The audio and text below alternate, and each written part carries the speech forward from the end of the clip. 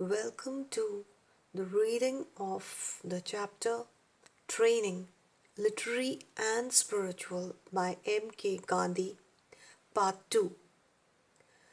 Literary Training. Literary training, however, is a difficult matter. I had neither the resources nor the necessary literary equipment, and I had not the time I would have wished to devote to the subject. The physical work that I was doing used to leave me thoroughly exhausted at the end of the day, and I used to have the classes just when I was most in need of some rest. Instead, therefore, of my being fresh for the class, I could, with greatest difficulty, keep myself awake. The mornings had to be devoted to work on the farm and domestic duties, so the school hours had to be kept after the midday meal.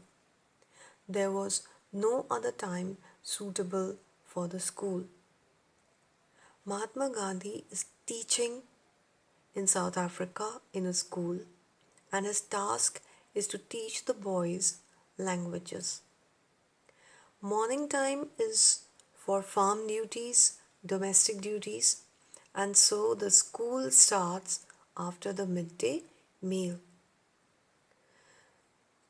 Gandhi is not very well equipped with the tools of teaching, but he is trying very hard with the available resources to teach the boys to the maximum.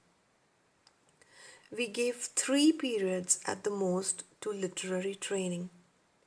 Hindi, Tamil, Gujarati, and Urdu were all taught, and tuition was given through the vernaculars of the boys. Vernaculars, regional languages, or Kshetriya Bhasha. English was taught as well. It was also necessary to acquaint the Gujarati Hindu children with a little Sanskrit and to teach all the children elementary history, geography, and arithmetic. Now, this is all literary training: languages, history, geography, arithmetic. I had undertaken to teach Tamil and Urdu. The little Tamil I knew was acquired during voyages and in jail. I had not gone beyond Pope's excellent Tamil handbook. My knowledge of the Urdu script was all that I had acquired on a single voyage, and my knowledge of the language was confined to the familiar Persian and Arabic works that I had learned from contact with Mussalman friends. Of Sanskrit, I knew more than I had learnt at the high school. Even my Gujarati was no better than that which one acquires at the school. In this paragraph, Gandhi is telling that he used to teach Tamil and Urdu, and he knew little Tamil with his journey and meeting people, and as he went many times in jail, he met many Tamilians over there, and so he must have learned Tamil language from them. Then there was a Pope's excellent Tamil handbook. He could not understand more than that. Then about Urdu language also, he had learned some familiar phrases from Persian and Arabic books, and that was all he knew about Urdu language. Of Sanskrit also he knew very little, and Gujarati also he was not very well adapted to. Such was the capital with which, so this was his resource with which I had to carry on. In poverty of literary equipment, my colleagues went one better than I. But my love for the languages of my country, my confidence in my capacity as a teacher, as also the ignorance of my pupils, and more than that, their generosity stood me in good stead. The Tamil boys were all born in South Africa and therefore knew very little Tamil. I did not know the script at all. So I had to teach them the script and the rudiments of the grammar. That was easy enough. My pupils knew that they could one day beat me in Tamil conversation, and when Tamilians not knowing English came to see me, they became my interpreters.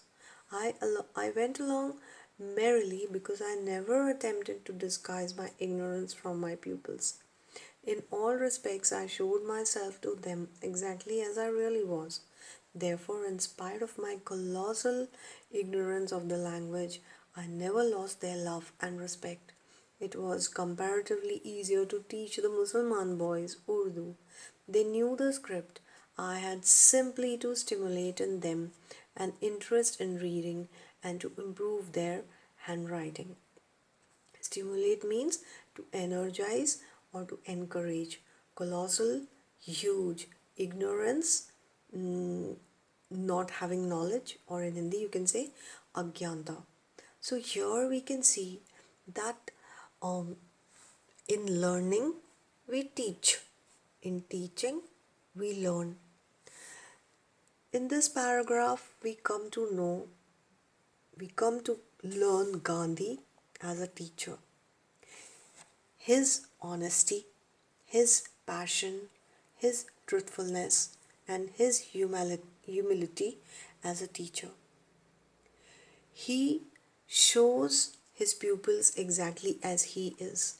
He does not hide his ignorance. He shows them as he is, and he teaches them and he motivates them, and he never loses their love and respect.